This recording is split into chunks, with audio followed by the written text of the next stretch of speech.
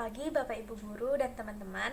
Saat ini kita datang ke hadapan Tuhan dan mengucap syukur kepadanya yang telah memberikan kasih dan berkat pada kita sehingga hari ini kita dapat beribadah kepadanya. Mari kita siapkan hati dan pikiran kita untuk bersaat teduh sejenak. Saat teduh mulai.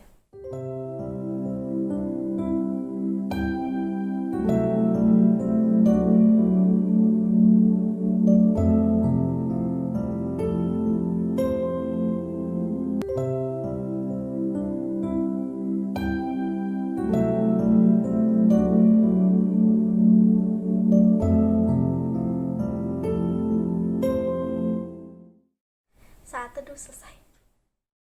Pandemi yang berkepanjangan dan pembatasan kegiatan yang terus diperpanjang membuat kita semua belum dapat lagi beribadah di sekolah.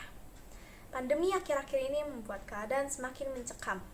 Hampir tiap hari kita mendapat berita duka.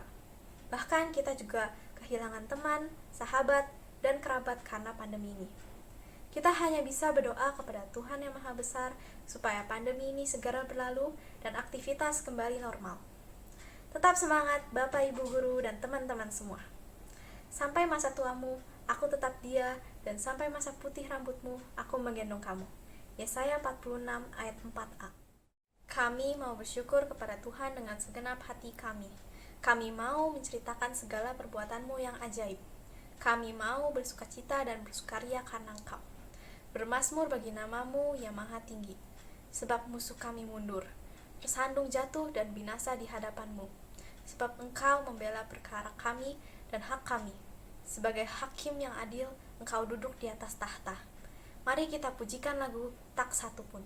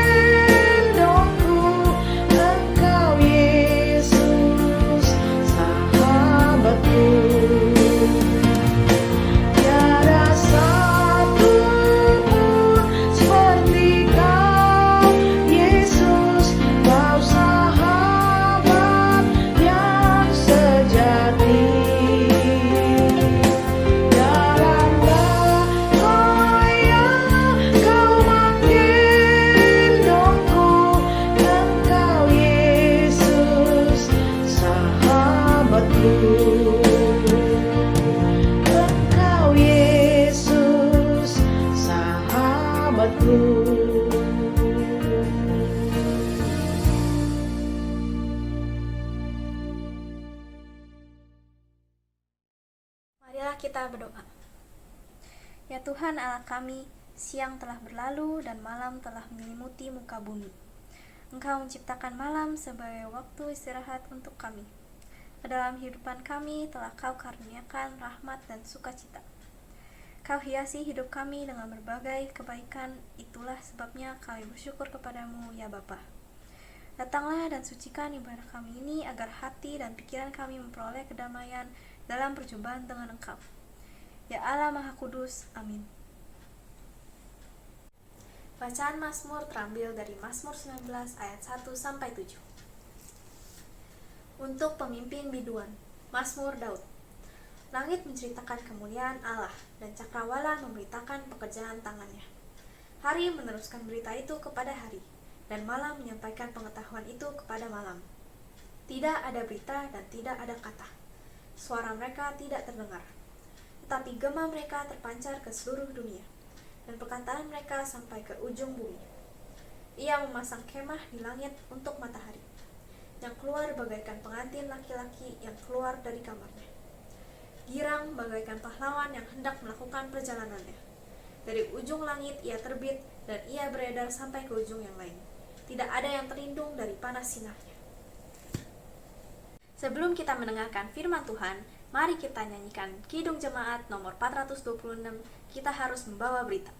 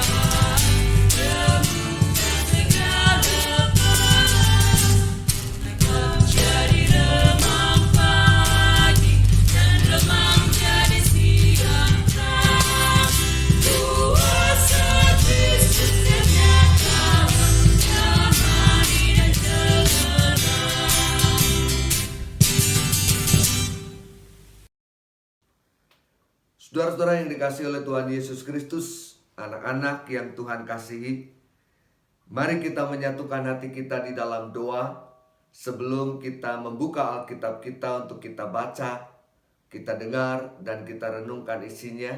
Biarlah Roh Kudus memimpin dan menyertai kita dalam perenungan firman Tuhan saat ini. Mari kita berdoa. Tuhan Allah Bapa yang bertata di dalam kerajaan surga, kami datang ke hadapan-Mu ya Tuhan, dengan segala ucapan syukur kami ketika Tuhan berkenan untuk memanggil kami, menghimpunkan kami dalam ibadah ini. Bapa di surga, sebentar kami akan merenungkan firman Tuhan. Biarlah Tuhan menolong dan memampukan kami lewat kuasa Roh Kudus-Mu, sehingga kami boleh mengerti dan memahami firman-Mu dengan baik. Kami juga berdoa ya Tuhan bagi hamba-Mu dalam segala keterbatasannya. Mampukanlah dia juga berkata-kata sesuai dengan kehendak Tuhan, dengan bahasa yang sederhana dan jelas untuk dimengerti. Tuhan menyapa setiap kami. Bapa di surga, berfirmanlah dan berkata-katalah. Kami siap untuk mendengarkannya. Di dalam nama Tuhan kami Yesus Kristus, firman yang hidup kami berdoa. Amin. Saudara-saudara dan anak-anakku yang dikasihi oleh Tuhan Yesus Kristus, kita akan membaca bagian dari firman Tuhan lewat kitab 1 Raja-Raja pasalnya yang kelima, ayat 13 sampai dengan ayatnya yang ke-18. 1 Raja-Raja pasalnya yang kelima ayat 13 sampai dengan ayat 18 yang demikian bunyi firman Tuhan.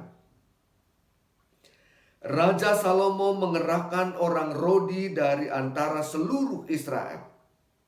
Maka orang Rodi itu ada 30.000 orang. Ia menyuruh mereka ke gunung Libanon. 10.000 orang dalam sebulan berganti-ganti. Selama sebulan mereka ada di Libanon, selama 2 bulan di rumah. Adoniram menjadi kepala Rodi. Lagi pula Salomo mempunyai 70.000 kuli dan 80.000 tukang pahat di pegunungan. Belum terhitung para mandur kepala Salomo yang mengepalai pekerjaan itu, yakni 3.300 orang banyaknya, yang mengawasi rakyat yang mengerjakan pekerjaan itu.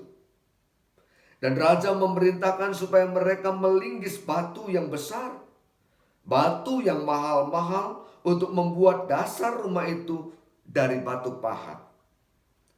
Maka tukang-tukang Salomo dan tukang-tukang Hiram serta orang-orang Gebal memakat dan menyediakan kayu dan batu untuk mendirikan rumah itu. Demikian firman Tuhan. Kita menjadi orang-orang yang berbahagia ketika kita mau membaca, mendengar, menyimpan, lebih lagi melakukan firman Tuhan.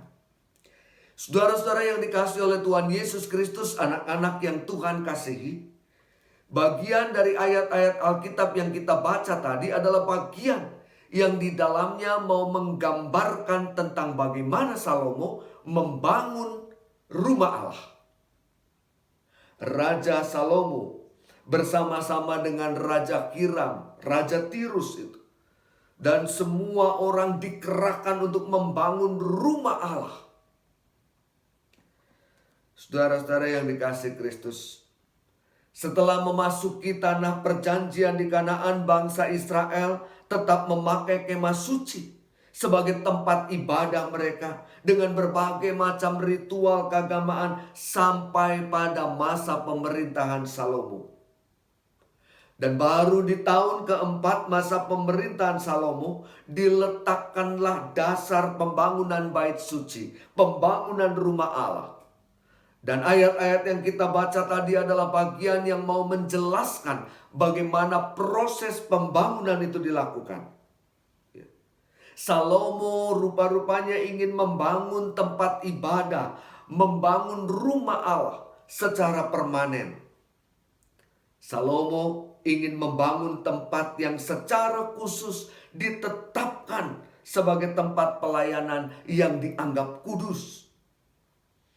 Sebuah bangunan yang didirikan secara khusus untuk ritus-ritus, untuk upacara-upacara kudus. Itulah rumah Tuhan. Itu adalah pusat ibadah bangsa Israel dan orang-orang Yahudi yang ada di Yerusalem. Disitulah yang dijadikan sebagai tempat yang dianggap mereka bisa mengalami perjumpaan dengan Tuhan. Selama kurang lebih 7 tahun, Salomo membangun bait suci di Yerusalem. Bait suci itu dibangun di sebelah utara kota Daud di Gunung Moria, di mana Tuhan pernah menampakkan diri kepada Daud ayahnya. Dan Salomo membangun rumah Tuhan dengan bahan-bahan terbaik yang dapat digunakan. Dan ini tentu saja bukan sebuah pekerjaan yang mudah. Ini bukan sebuah pekerjaan yang sederhana. Namun semua itu dikerjakan dengan baik. Karena Salomo mampu menata segala sesuatunya dengan tepat. Menata segala sesuatunya dengan benar. Demi untuk membangun sebuah rumah Tuhan, maka Salomo kemudian membentuk tim-tim yang bekerja dengan tugas masing-masing. Dan mereka bekerja dengan sungguh-sungguh di bawah pengawasan yang sangat ketat, sangat tepat. Masa rakyat bersama-sama membangun rumah Tuhan.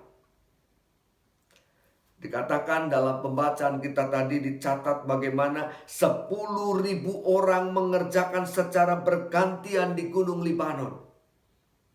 Salomo juga mempersiapkan 70.000 kuli untuk mengerjakan bangunan yang luar biasa itu. Salomo juga mempekerjakan 84.000 tukang pahat yang memahat batu-batu terbaik untuk dijadikan dasar, dijadikan alas rumah Tuhan. Salomo juga mempekerjakan 3.300 orang mandur. Mereka bekerja bergantian secara luar biasa, terkoordinasi dengan baik, diawasi dengan ketat, diperhatikan betul-betul detil-detilnya, hingga akhirnya rumah Allah itu berdiri. Saudara-saudaraku yang dikasihi Kristus, semua itu dapat diselesaikan dengan baik, dapat dikerjakan dengan baik. Pertama-tama adalah bukan hanya karena Salomo yang memiliki kepandaian. Bukan hanya Salomo yang memiliki keahlian. Semua itu bisa terselesaikan dengan baik karena kerjasama yang indah, kerjasama yang luar biasa, tim yang kompak, tim yang solid, yang mendukung keputusan Salomo untuk membangun rumah Allah. Saudara-saudaraku yang dikasihi oleh Tuhan Yesus Kristus, anak-anak yang mengasihi Tuhan, tidak pernah ada keberhasilan yang dapat dicapai karena kemampuan diri kita sendiri dan tanpa orang lain. Keberhasilan kita, pencapaian diri kita, itu terjadi karena peran banyak orang yang mungkin tidak terlalu kita sadari. Coba perhatikan, kita bisa memiliki begitu banyak keterampilan dan pengetahuan, itu tidak lepas dari kehadiran mereka yang telah lebih dulu mendapatkan pengetahuan itu, mendapatkan keterampilan itu dalam hidupnya, dan kemudian dibagikan kepada kita. Saudara-saudara, sebagai murid, para siswa dapat terus bertambah dalam pengetahuan, dapat terus bertambah dalam pemahaman, tidak lepas dari peran orang tua, tidak lepas dari peran para guru yang Tuhan anugerahkan.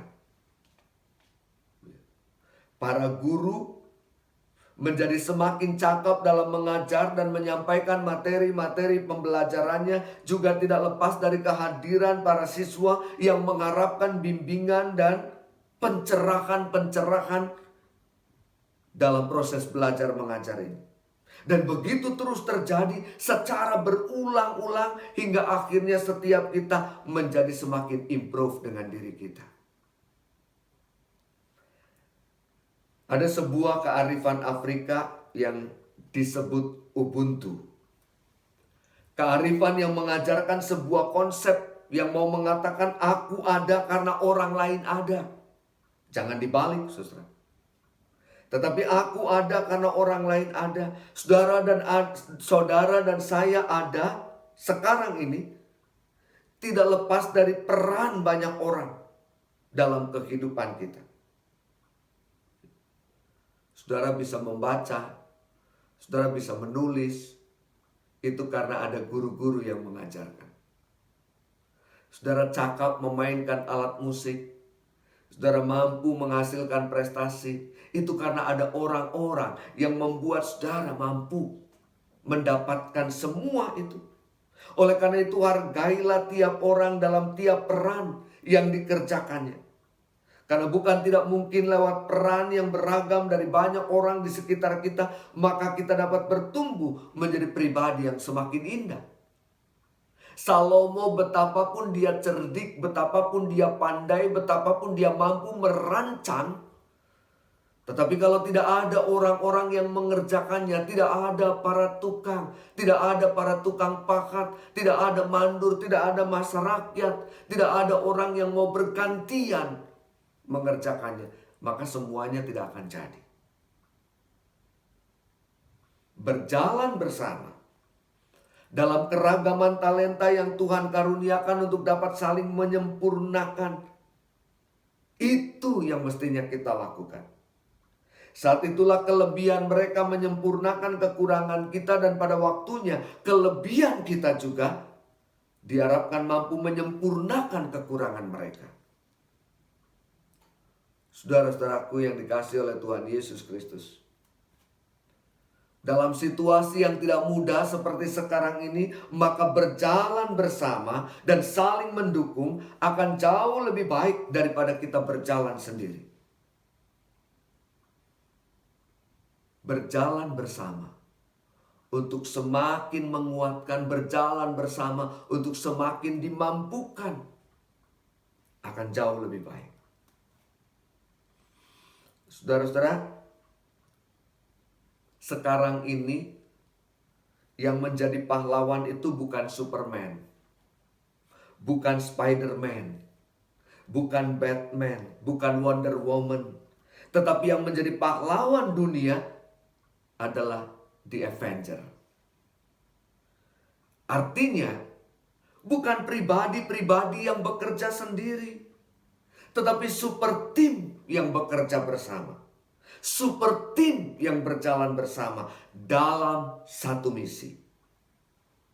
Oleh karena itu, mari kita mewujudkan hal itu dalam misi bersama untuk menghadirkan berkat bersama-sama, untuk saling menumbuhkan, untuk saling memampukan, untuk saling mendorong ke arah kemajuan.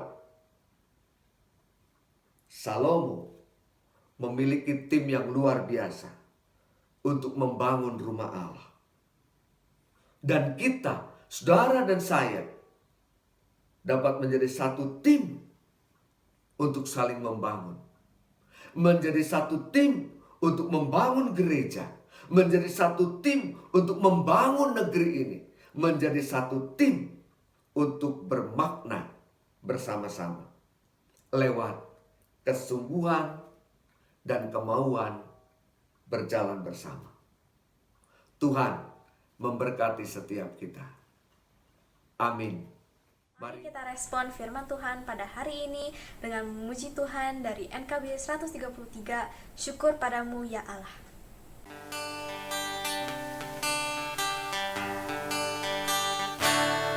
Syukur padamu ya Allah atas segala rahmat-Mu. Syukur atas kecukupan dari kasih-Mu penuh.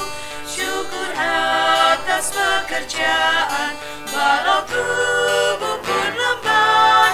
Syukur atas kasih sayang dari sanaknya teman.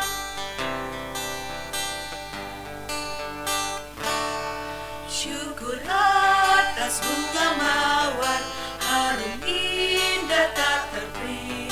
Syukur atas awan hitam dan mentari berseri.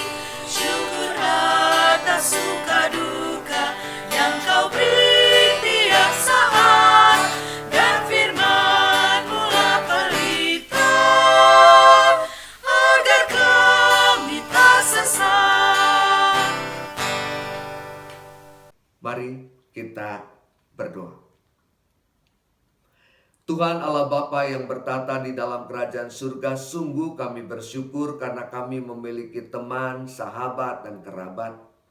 Sungguh kami bersyukur karena kami boleh dipersekutukan dalam persekutuan cinta kasih Tuhan.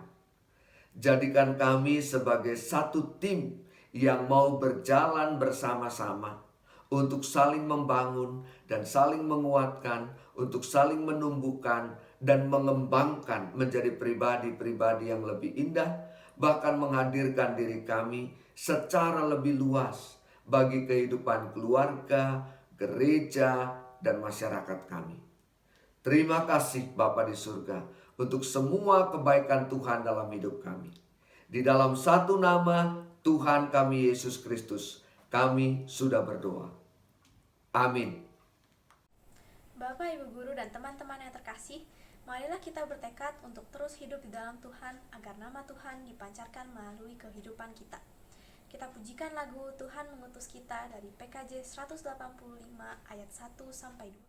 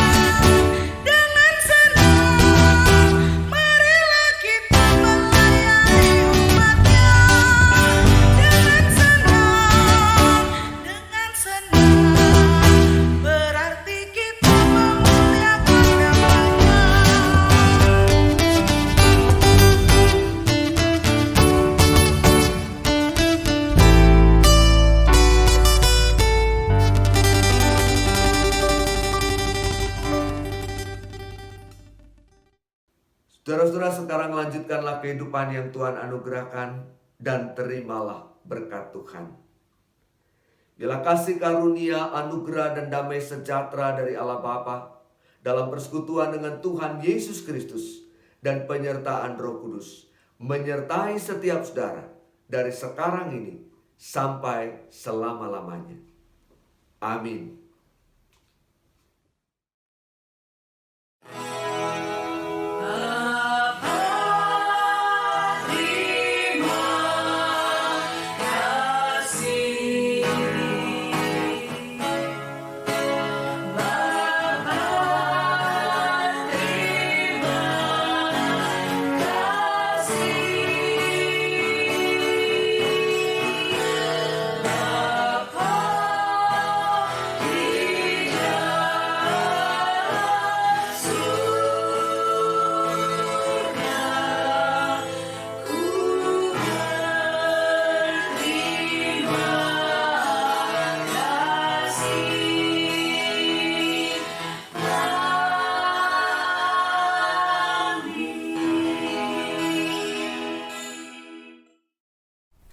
Ibadah telah selesai. Tuhan Yesus memberkati. Bapak, Ibu guru, dan teman-teman dipersilahkan mengambil saat teduh sejenak.